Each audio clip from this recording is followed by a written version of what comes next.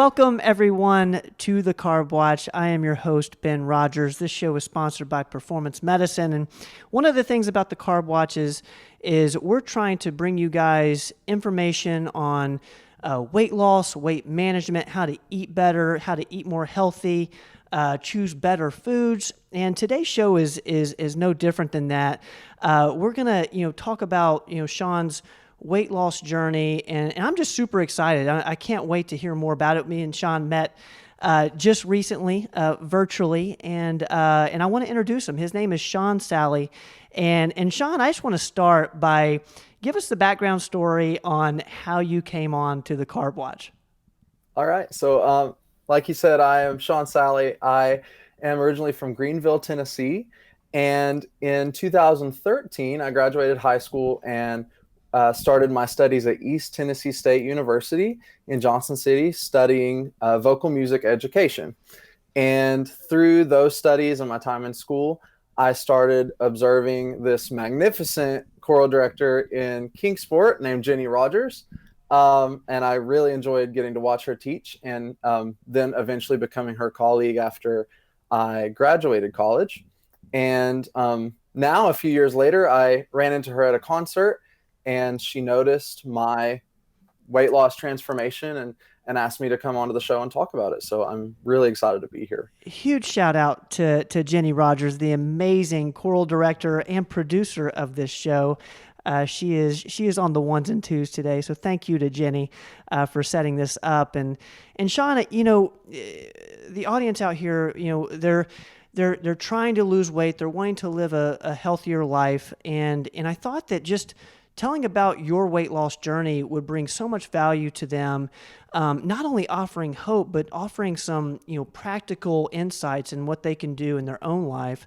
Why don't you start with saying, like, where did this transformation begin? Like, how did it start?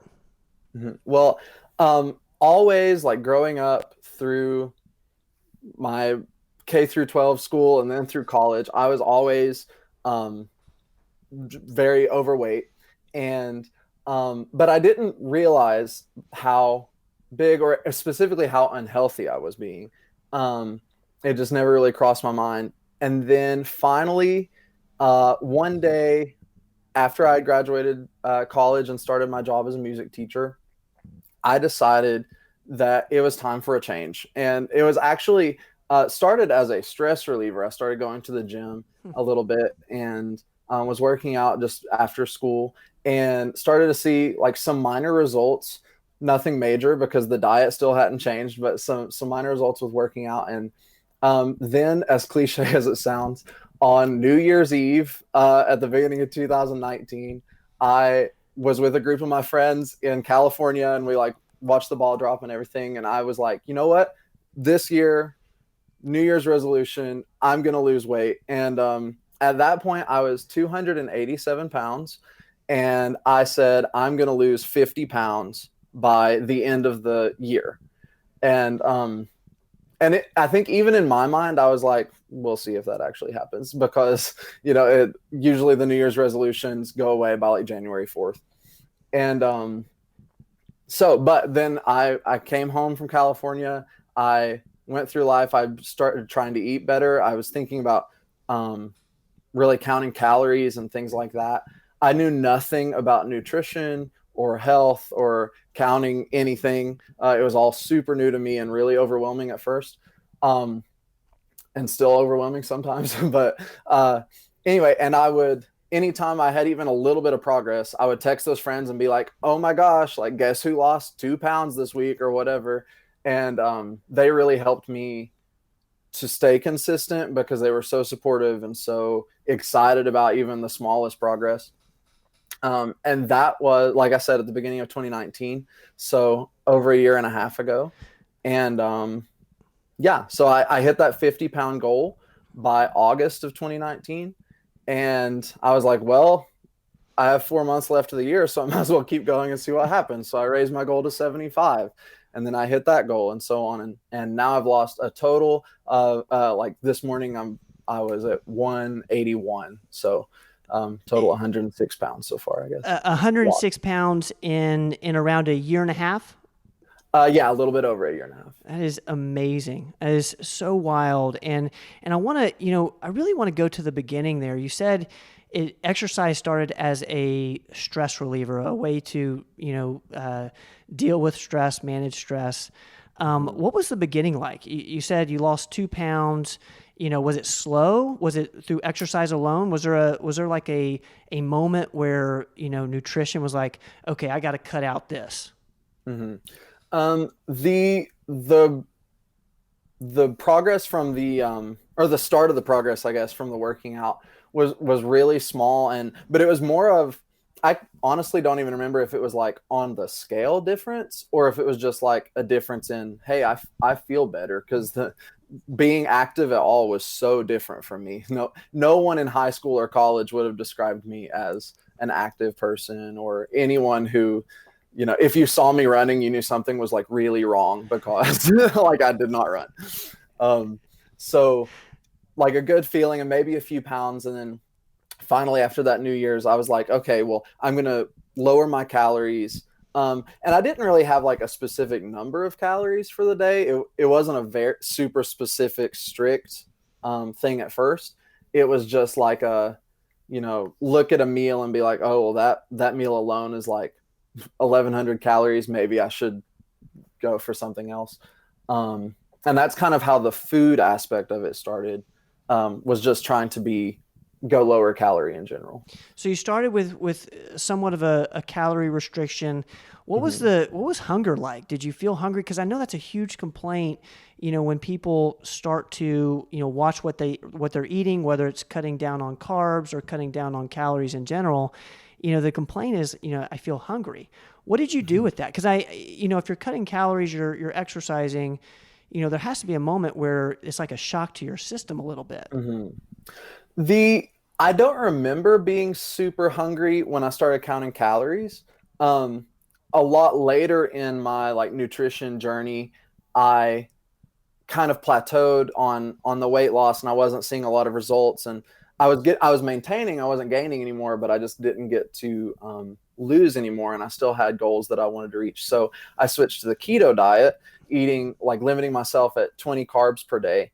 And that's when I experienced the hunger, was the first week or two of the keto diet. Cutting the carbs had a much bigger effect than cutting the calories earlier. That's so interesting, and Mm-hmm. obviously at Performance Medicine we're obsessed with carbs. Heck, this show is called the Carb Watch, Right. and I feel like so many people experience that they cut down on their carbs, and that's what triggers this feeling of hunger because Mm-hmm. as carbs feed off of each other. You eat more of them, you want more of them, and Right. initially, when you cut those down, you're gonna feel hunger. How long Mm-hmm. did that last for you? And what did you do to kind of combat it? The like really intense hunger probably lasted the first week or two of the keto diet. And my strategy for combating was finding 0 or 1 carb snacks that I could just kind of graze on throughout the day, which was really difficult because basically all of the snacks that I ate before then were no longer available to me, because Yeah. it would send me over my carb count. So, and that was probably the first and really only time that I got frustrated with keto, because I remember being in the grocery store and I was super hungry and I wanted to find something, and everything I picked up, it was just like, nope, this won't work. Nope, this won't work. And so, um, but then finally, found a few things, and that worked out uh, really well to cut that hunger out. And now I'm actually finding, after that 1 or 2 week period, I feel like I'm more full throughout the day on that limited carbs than I was before I started the keto diet. That's really interesting insight, Shawn. Like, so I love the keto diet in the sense that it kind of gives you some freedom with the where you get your calories from, in the sense that you can eat, theoretically as much as you want. It just, Mm-hmm. you got to keep those carbs really low. Were you going heavy on the healthy fats to kind of fill you up? Was that part of the strategy? A bit, yeah. I like everyone that's asked me about keto, Mhm. because a lot of the people around me weren't as familiar with it and things. And one of the first things I've been telling people is like, I love feeling justified in the amount of cheese that I can eat, which is not an experience that I had when I was counting calories. But now, like different types of cheeses, all of it, or like a lot of meat. That is probably the bulk of my diet is meat and cheese. One of the snacks that I found towards the beginning was just getting a bag of pepperoni and eating a few of those, or like some cheddar cheese cubes, things like that. Is the only rule that you're going by is the less than 20 grams of carbs? Yeah, basically the 20-gram net carbs. So. How are you counting that, out of curiosity? Because, one thing, Andy, the physician's assistant in Johnson City, was a huge believer in, or not a believer, a lot of his insight came from how he counted his carbs, and because it's not as easy as you think. It's definitely not natural. How are you keeping track of those? Did you use a Fitbit or a journal, anything like that? When I first started, I was just using the Notes app on my phone, actually, and just kind of logging, like, breakfast, I ate this, it was 4 grams net carbs, whatever, and then whenever I ate lunch, add that to my list. And then at the end of the day, just kind of delete and restart the next day to keep track. Now that I've been doing it and I'm used to counting all of it, I kind of just remember and go through my day. And it is easier too. My strategy is I like to go pretty low carb. Well, it's all low carb, but like extremely low carb at breakfast and lunch, and kind of save the majority of my carbs for dinner. Because a few times I fell in the trap of like breakfast was kind of a lot, lunch was kind of a lot. Oh gosh, I have 2 carbs left. What am I going to eat for dinner? So I like to kind of flip that and do as low as I can for breakfast. And it makes it easier to keep count of, because it's like, oh, well, I know that I still have 12 or 13 for dinner because I just had these little things for breakfast and lunch. And this is probably a dumb question, but are you cooking all your meals, or how are you meal prepping for a regimen like that? If you're trying to keeping that carb count below 20. Yeah, we cook a lot. My girlfriend is also keto, which has made it super easy. Mm-hmm.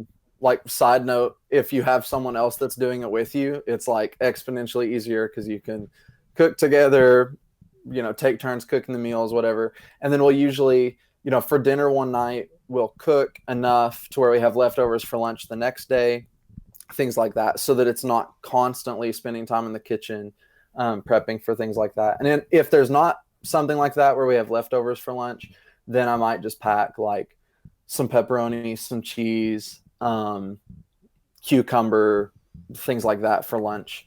I think that might be one of the most powerful things you've said so far is having a partner in this, having somebody who's either doing it with you or at least in line with you philosophically. It makes it so much easier. You can hold each other accountable. Has that been a big factor, just the accountability part? What's your girlfriend's name?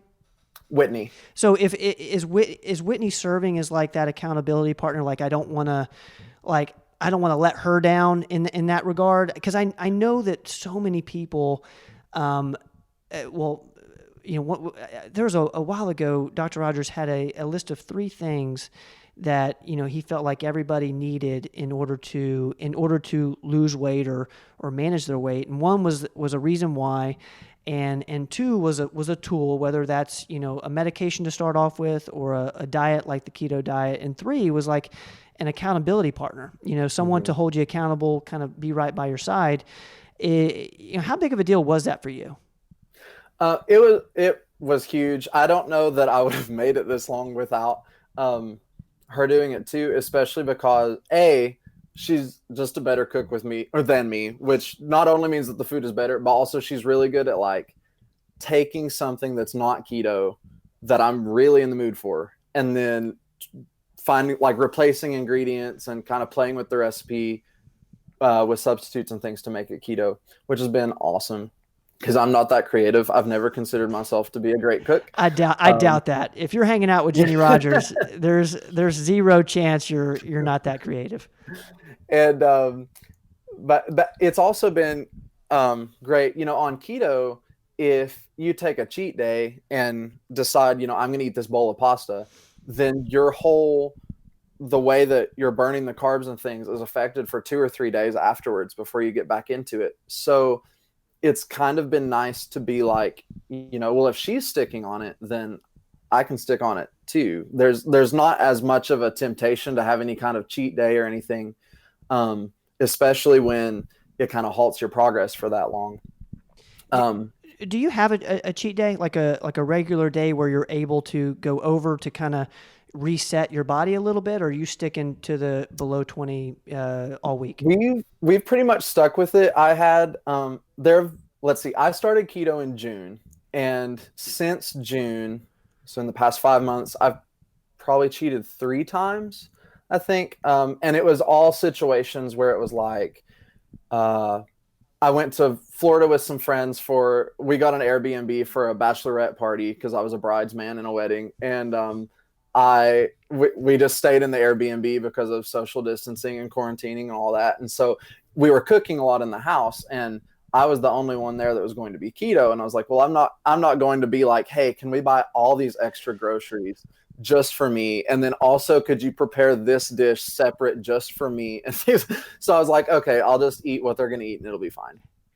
And it was intense. Like, just the way that I felt afterwards, I didn't realize how much energy I get being on keto, and then how like just dreary I felt with all the sugar coming back, I guess.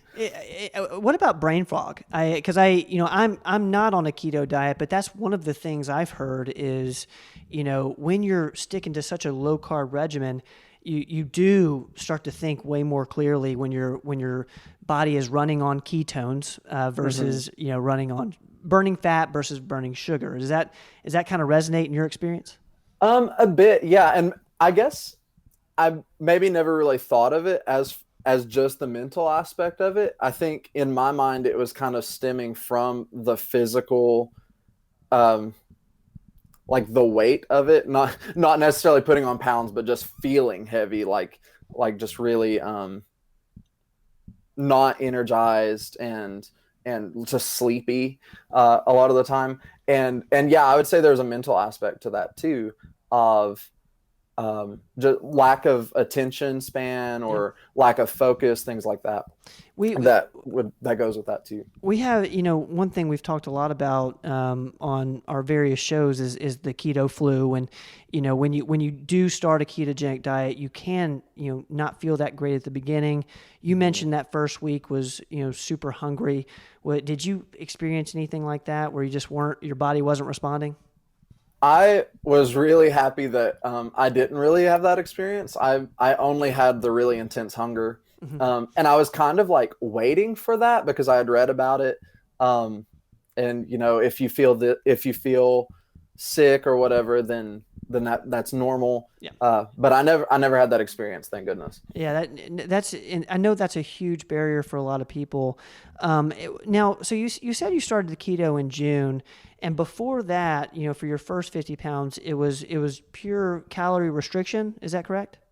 Yeah, just calorie restriction and going to the gym. When I started out, I think I was going like 3 to 4 times a week to the gym, as well as the calorie restriction. And that brought me down about 60 to 65 pounds probably.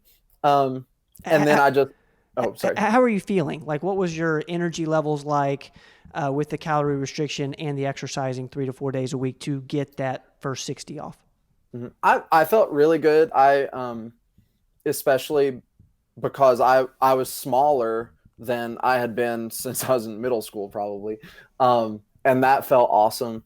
And, going through, I don't know how many times I had to like reset my closet because I would buy something and then I would get to where that was too big. So I'd have to go buy the same article of clothing a size down. And but I felt really good about it, but I knew that I wanted to keep going. And I didn't know how far I could keep going. I didn't know what a realistic goal was because, like I said at the beginning, I just wanted 50. And I thought that, and it was a big goal, but I thought that it was going to take the whole year. I had kind of doubts in my mind of like, I'm not sure. I don't know if I can lose 50 pounds in a year. That seems like a lot. So after that, I was like, well, I don't know what a realistic goal is at that point, but it felt nice to continue to see progress and results. And then when I hit that plateau and wasn't seeing the results anymore, I started to get kind of frustrated because I was like, I don't know what to do differently. I'm still going to the gym. I'm still eating healthy. You know, I'm not having like cheat days or anything. I'm being pretty strict with myself. Like, what's going on? And then that's what led me to start the keto diet, because I was like, well, if I switch things up, then maybe my body will have this reset and start to lose weight again. So. Yeah, it's so fascinating that you mentioned, a moment of frustration, because I think we all can relate to that, whether it's, you're trying to lose weight or you're trying to change up your diet. There's always that moment where you feel like you're plateauing, you're not getting the results you're wanting at all, or just not as quickly as you want. What advice can you give, our listeners in how to deal with that frustration? Because I feel like that's, if we can just get past that hump, then, the next, 10 pounds, the next 5 pounds isn't going to be as difficult. Can you speak to that a little bit? Yeah. The first thing that came to mind when you asked that was, if I had like a line graph and graphed my weight on the scale on that line graph, it would not be a straight line going down. It would be very zigzagged. It was very up and down. It wasn't point A to point B. And so I would say, when you start the journey, go ahead and expect that, one day you'll get on the scale and have gained a pound or two from the last time you weighed. And that's not the end of the world. That'll go away too. It's just, that's just the way it works. And then when I hit that plateau for a really long time, I was looking at things, I was trying to research, and a lot of the things that I saw said, switch up what you're doing, alter your lifestyle in some way, alter the foods you're eating, alter your workouts, things like that. So if you hit a plateau for a long time, rather than get frustrated with yourself, see it as a challenge of, okay, what can I switch up in my life to get the change to start again? And that's when you decided to go with a keto diet. And has there been, did things just happen super fast after that? And once you switched up your diet, did you start to get more momentum? Yeah, I saw pretty quick results with it, which was great to see the results while I was going through that starvation. Because at first I was like, I don't know if this is gonna work or not. Like, I was so hungry, but I was seeing results, and I was fine. I just felt like I was having to eat a lot to satisfy my cravings and my hungers in that first few weeks. Which then mentally I was like, well, is this actually going to give me results? Because I feel like I'm eating a lot of food right now. But it was the foods that I was eating that mattered. And so probably lost 10, 15 pounds ish pretty quickly, and then hit another little plateau, not nearly as long as the first time. And I don't really know what caused the weight loss to start again after that. It kind of comes in waves, I guess, and you kind of hit this plateau and you stay there and you maintain, and then you lose a little bit more and so on. And currently I've in a plateau that I've been on for a while, but I'm also basically where I want to be as far as weight, and now just focusing on maintaining and continuing to make healthy choices and things like that. Have you found that to be tough, that moment of, I'm where I want to be now? I know what I need to do to maintain it. Has there been a motivation drop or anything like that, or are you kind of past the point of needing motivation? It's just part of what you do. It really is more of a lifestyle now. Like, it doesn't take a lot of focus. I would say, like, I still have to think about what I'm eating and, make myself go to the gym and things like that. But it's less strategic, I guess. And it's more of just almost what I do on autopilot is I just eat the foods that I've been eating for a few months and things like that. It was kind of difficult to reach the decision of like, okay, I'm here. This is what I've wanted for a year and a half. Like, this is where I want to be. I don't really want to lose any more weight because that was the goal for so long. To then change the goal from losing to maintaining was kind of a mindset shift, not so much in motivation, but just in realizing what the goal was at that point. Yeah, Was a little strange. I love stuff like that because I come from a tennis background, and one of the things that I've learned over a long period of time is the goal is actually the process. So the goal, with someone that wants to go on a keto diet is doing the keto diet. Not necessarily how many pounds you want to lose or whatever. I know that's probably the macro goal. But what's going to, I think, help a lot of people get over the hump is realizing that the process is the goal, doing it is the goal. And I think, that's something that you're doing so well is, you're in it every single day. And now, like you said, it's like brushing your teeth in the morning. Can you speak a little bit to that? Like what your thoughts are in terms of like the process is the goal now that, you don't have 50 pounds to lose anymore. Right. Yeah. Like you said, it's like brushing your teeth. It's just what I go for instinctively now. And it's a really good feeling to be at that point. I think the key to it is to build the like routine and the habits while you're on your way to meeting that weight loss goal or whatever it may be.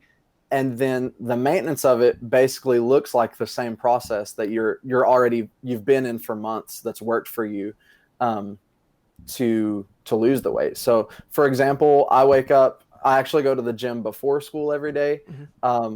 And that really sets my day off on kind of the right note. I feel really energized at work.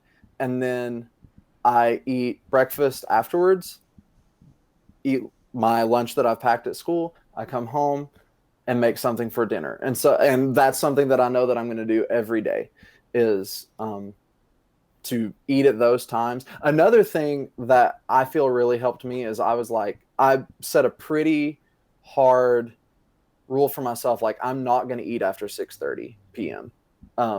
Didn't want to eat very late because I felt weird the next morning.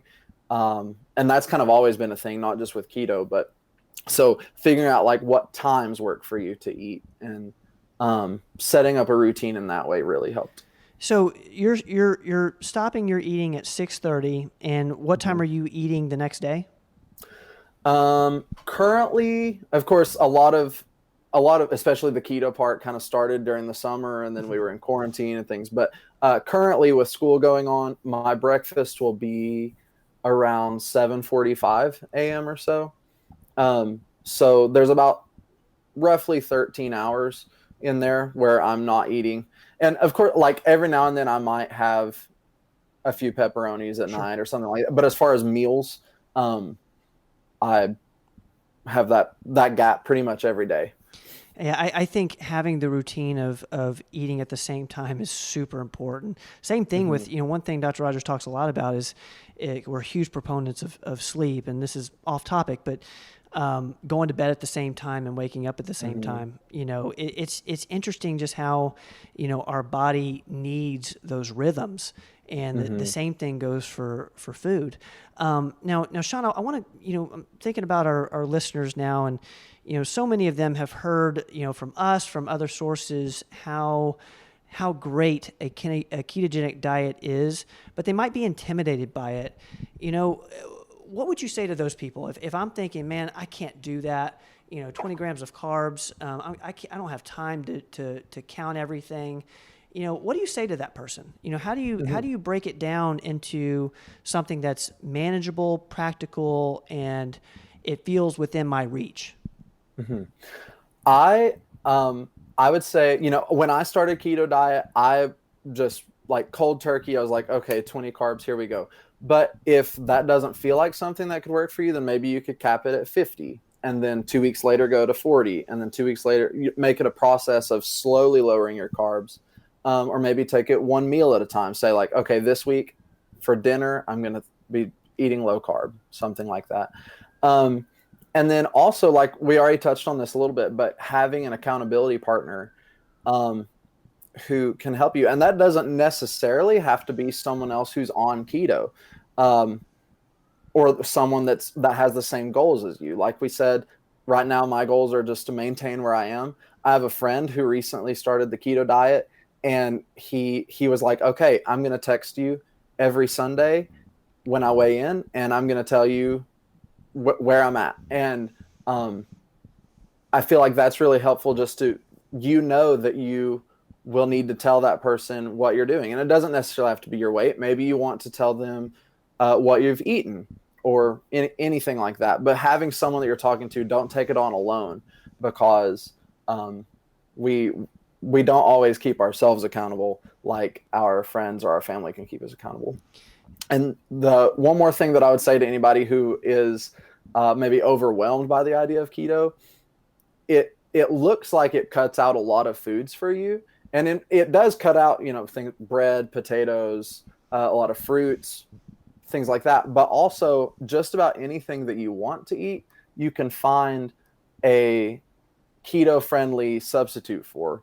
So, for example, I love Mexican food. I think I could eat Mexican food for 3 meals a day, every day of my life, for the rest of my life, and be totally happy. And so pretty early on in keto, I was like, if we don't figure out how to make some kind of Mexican inspired food, then I'm out. Like, I can't. And so we found a tortilla substitute alternative kind of thing that uses zucchini and cheddar cheese and almond flour, and you kind of pat it together and flatten it out and bake it. And honestly, it's better than a tortilla. Like, even if I come off keto, whatever, I'm still going to make those because they're delicious. So just about anything you want, you can find a way, and it might not taste exactly the same, but it might taste better. So that would be what I would tell. Is there anything, any sort of Google search that you do? I know Andy has talked a lot about, how to search for, keto-friendly tortillas. Is there anything any site or anything like that you found as a good resource to figure out that recipe for that tortilla? Because I know, so many people are thinking the exact same thing you're thinking with Mexican food. Yeah, for real. So, what have you searched for? What's been like a really good search term that's worked for, keto-friendly alternatives? Mm-hmm. I will usually either go to Google and say like keto tortilla or low carb tortilla alternative, something like that. And you have to be careful, because some things will say keto or low carb, and it'll be like, here's this tortilla, one tortilla for 15 grams of carbs. And it's like, well, technically that's keto. It's less than 20. And for a normal person's diet, it's low carb because it's just 15, when the typical person would eat a whole lot more than that. But when you have 20 for the day, 15 isn't going to do much. You're going to be very hungry, and you're going to have to eat, I don't even know I guess a lot of pepperoni if you can find some zero carb ones. But so yeah, be careful, like really look into it. Don't just click something that says keto tortilla and just decide this is it.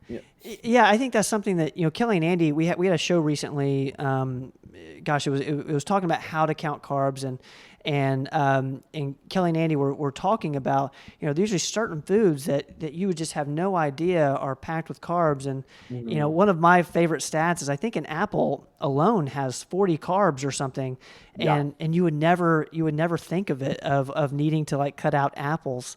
I was shocked, like especially with fruit, because you always think about fruit being so healthy and some vegetables. I will say though, also, if you go to Google and say, how many carbs are in cauliflower or something like that, it gives you kind of a higher, I mean, it's not high, but it's higher.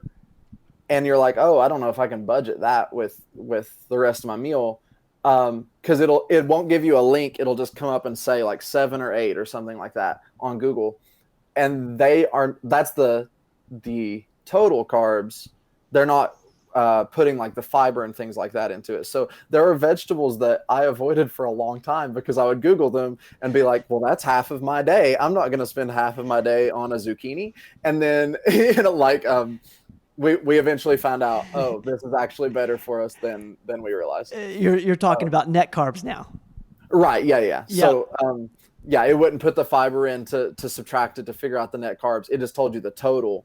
And I was like, I can't do that. And we figured out that we weren't looking at the whole picture. So. I love that you said budget your carbs. Jenny in the green, we got to take note of that. The carb budgets or something. There's something to that, because you really have to budget them. It's it's so much like your finances that there's so much correlation to it.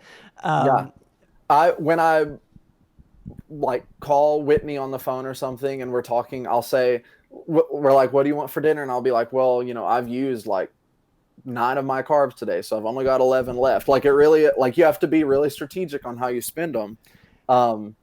Because once you hit 0, like the account's dry, you don't have anything else until tomorrow, and then it magically replenishes. I love it. Well, Shawn, I tell you what, I want to be conscientious of your night here, and we're about out of time. But just to end, is there any any final thing you want to tell the people who are really trying to lose weight and just have struggled and they haven't seen the results they're wanting, or someone who's wanting to start the keto but is intimidated by it? Anything that based on your experience that you can leave us with? I would say if you're thinking about trying to lose weight or going keto or counting calories or whatever your method might be to make any kind of improvement in your life, in your nutrition and your fitness, there's no time like the present to start, because I think that in my mind I always knew that eventually I would try to maybe lose weight, and then one day I decided if I wait much longer, then I won't be able to enjoy the product as much later on. So go ahead, start now, and appreciate every small amount of progress. It doesn't have to be, if you don't have to lose 20 pounds in the first week to feel like a winner. If you lose 1 pound, then that's reason to celebrate. And find what works for you. A friend of mine, her thing was she would give herself non-food rewards for, at 10 pounds, she would buy a shirt, and at 20 pounds, she would, go to the movies or something like that. So, find what works for you to motivate yourself to push forward, and especially in those times of plateauing, because you will continue to make progress. You just have to figure out what it takes to get you there. Well, Shawn, I think that's a beautiful way to end, and I just want to emphasize how many pounds have you lost in this last year and a half, just for the second, third time? Yeah, about 106 pounds in a year and a half. That is amazing, and you're such an inspiration to so many people. And I know the people listening and watching this, they're going to get so much value out of it. And if anyone starts the keto diet or starts walking in the gym, like Shawn says, the biggest thing is just to start right now, to do something now and celebrate those little wins. And Shawn, you are just a huge inspiration in terms of how little wins can end up being just really, really big wins. So Shawn, thank you so much for being on this show. Thank you for I'm so glad that you got to see Jenny, I guess in the last couple of weeks. But you're an amazing guy. I can't wait for people to watch this, to be honest with you. I can't wait to publish it. And they're going to get so much value out of it. Shawn, we really appreciate you, man. Thank you so much for having me. I've enjoyed it. Guys, we'll see y'all next time.